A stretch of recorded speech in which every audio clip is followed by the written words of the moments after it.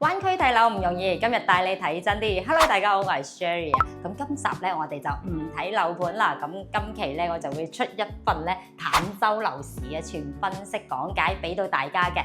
因為我哋頻道咧主要咧做養老養生啦，同埋度假居住嘅屋苑嘅。咁好多朋友咧都會 WhatsApp 我話有冇嗰啲啊近翻珠海市中心啊，但係又唔使咁貴嘅，邊都得嘅，或者係坦洲呢啲位置都可以嘅。咁所以今期咧我就出呢集視頻，因為都比較多港澳朋友咧比較關注呢個坦洲咧，會問到呢個問題嘅。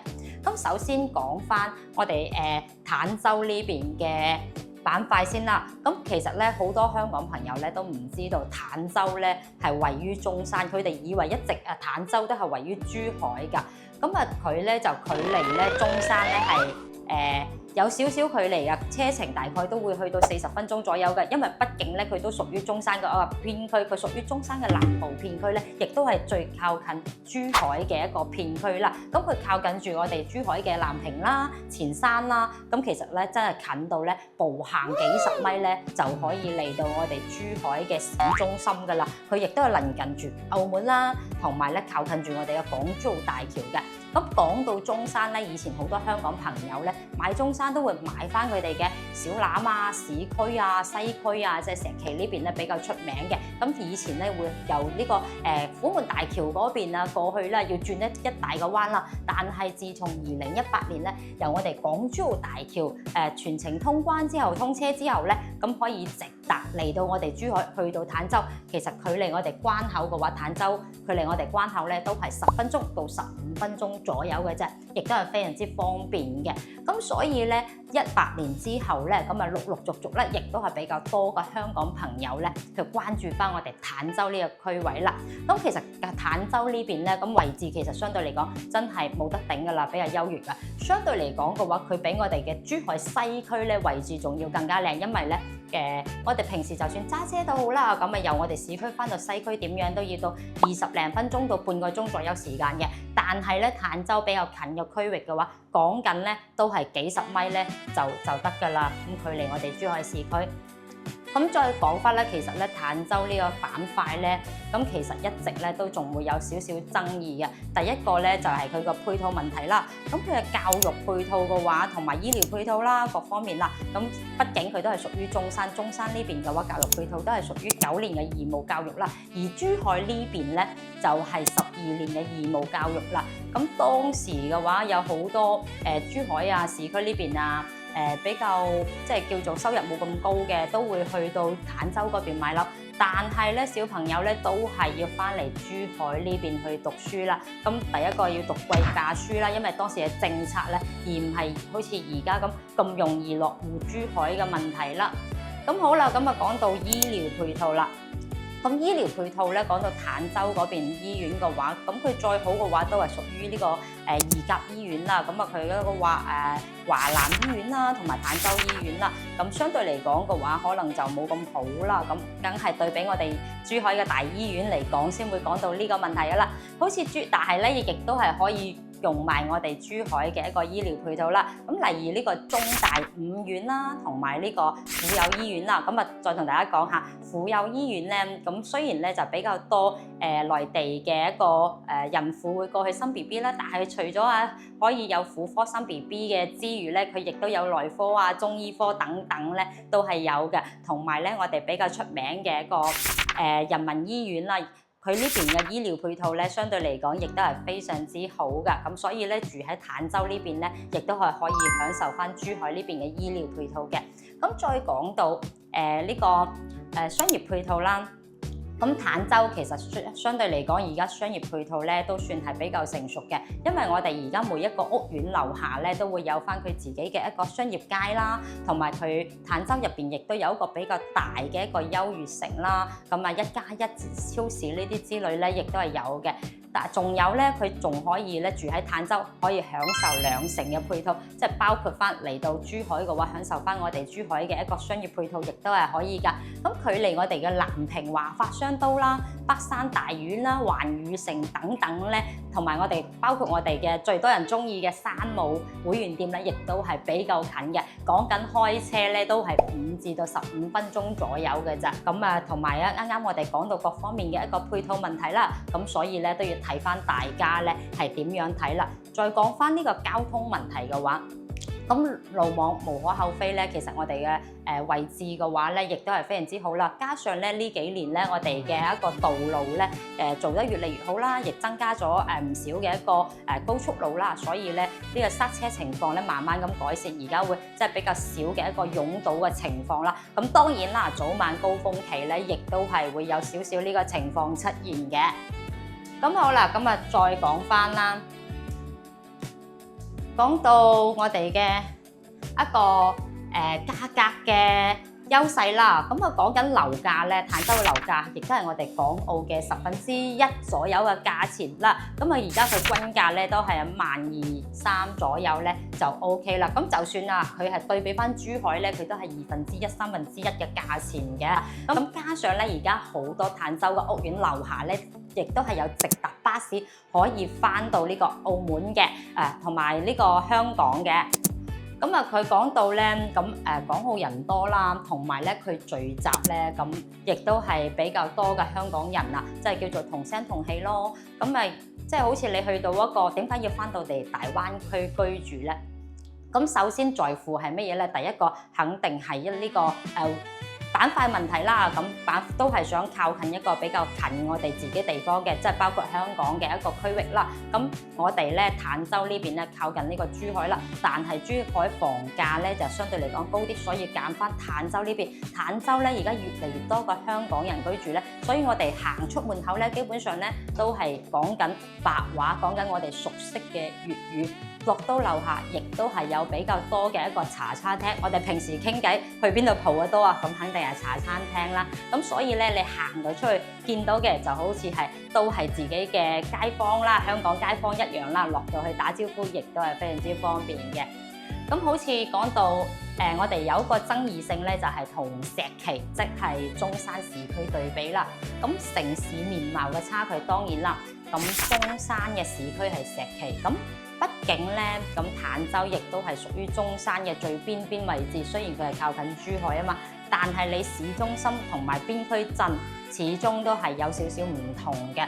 畢竟坦洲嘅話，其實佢最大嘅爭議性就係雖然佢靠近珠海，城市面貌唔同，佢亦都唔係中山嘅市中心，所以佢有少少城鄉結合嘅一種城市面貌啦。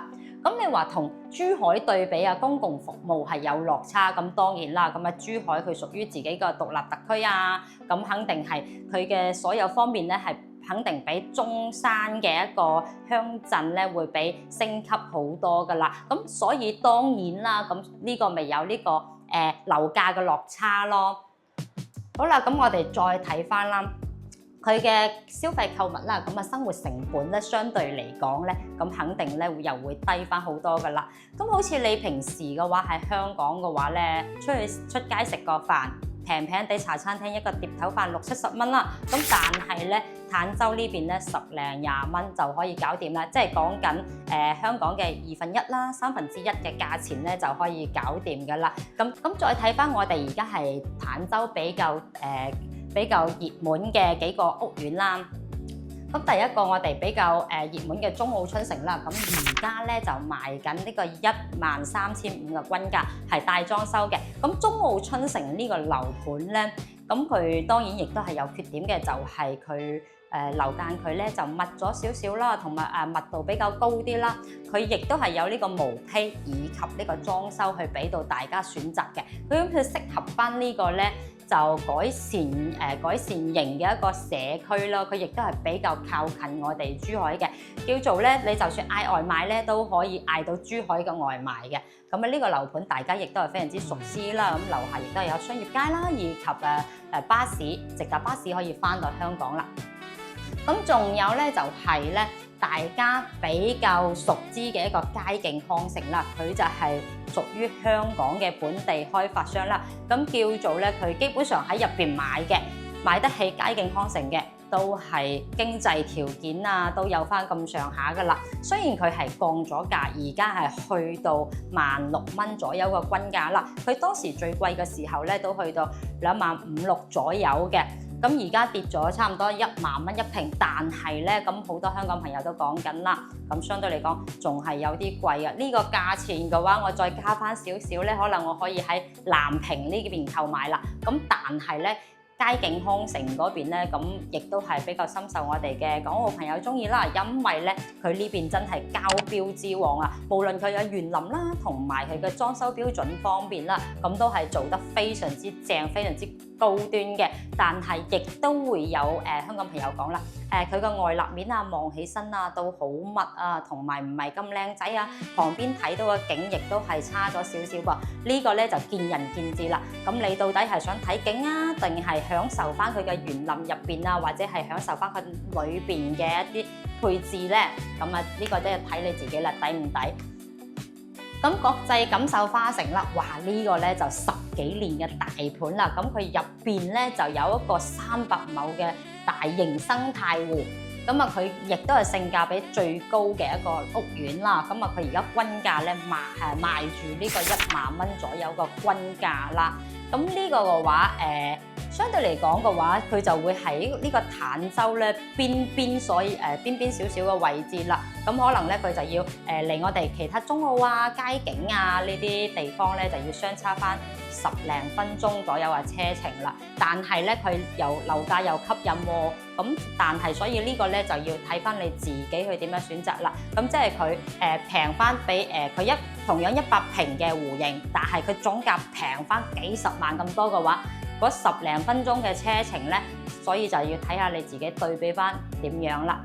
咁啊講緊咧，而家咧佢已經係賣到第5期㗎啦。咁啊而家佢實用率廣告就講到實用率去到130%嘅實用率啦。咁啊，但係咧改動空間咧，咁可能有啲嘢咧就要自己加裝翻啲啦。咁啊，佢嘅衣帽間啊，同埋有多方面嘅嘢咧，佢都係報建係陽台嘅，可能到時自己要加翻啲錢包翻個陽台之類嘅。但係咧呢個屋苑咧，相對嚟講又平啦，同埋咧佢亦都係成個坦洲咧生態環境最好嘅，同埋樓間佢亦都係比較闊嘅。咁啊，大家可以了解一下嘅。咁最後咧就睇翻我哋嘅日進半島啦。咁日進半島咧，咁啊佢咧就係非常之近我哋珠海嘅一個前山站啦。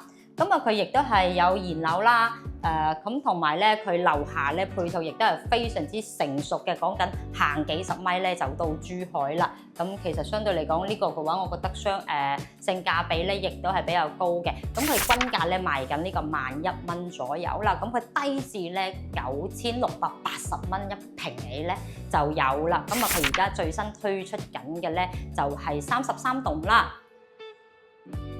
好啦，咁啊再睇翻啦，嗱，而家我哋睇緊而家呢個坦洲呢邊位置啦，最近嘅位置啦，嗱呢邊咧就係我哋嘅珠海啦，咁啊睇到坦洲嗰幾個比較熱門嘅樓盤啦，咁啊相對嚟講嘅話，我哋啱分析嗰4個樓盤咧，咁亦都係全坦洲最好賣嘅，畢竟佢哋不定咁已經係做咗10幾年啦，咁點解每年佢銷量都可以做得咁好？所以我哋啱咧就講到嗰幾個樓盤啦。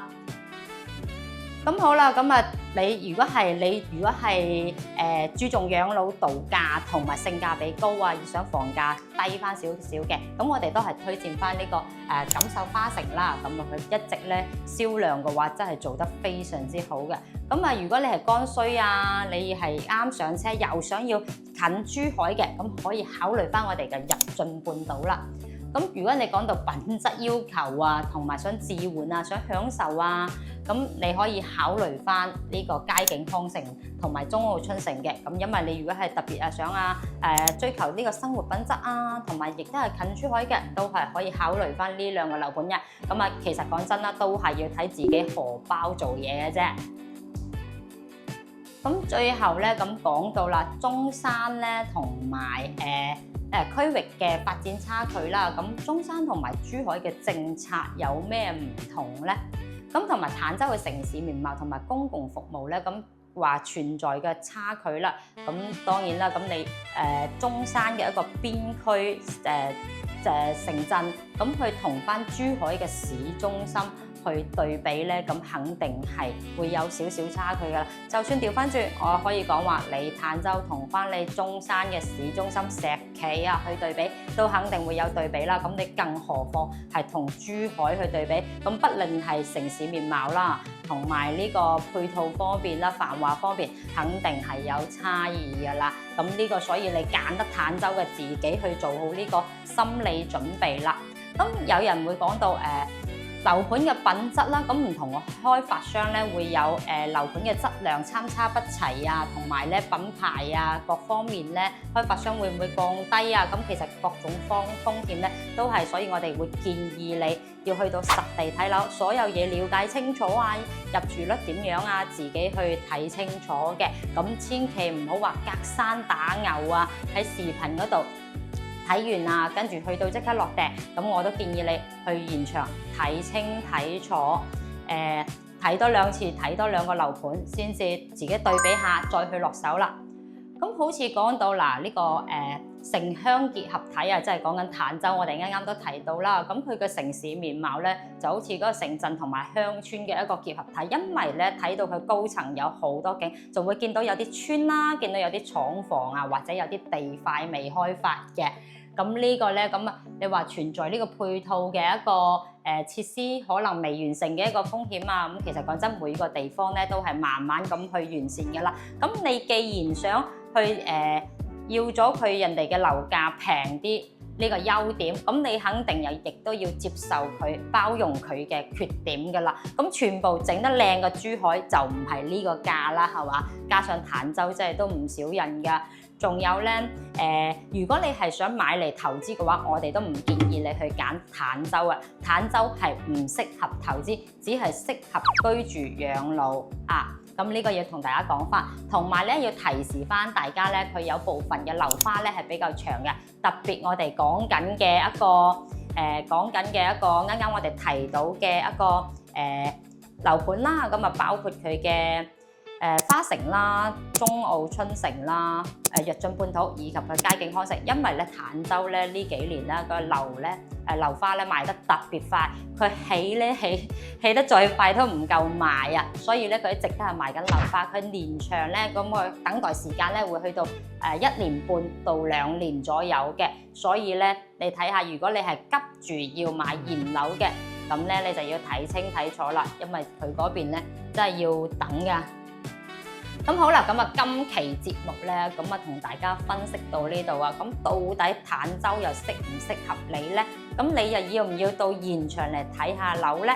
咁好啦，咁今期咧同大家分析到呢度啦。如果係中意呢條片嘅朋友咧，可以同 Shirley take 個 like 嘅。咁啊下期咧，我再同大家分享翻其他個區域。咁今期就到呢度，我哋下期再見啦，拜拜。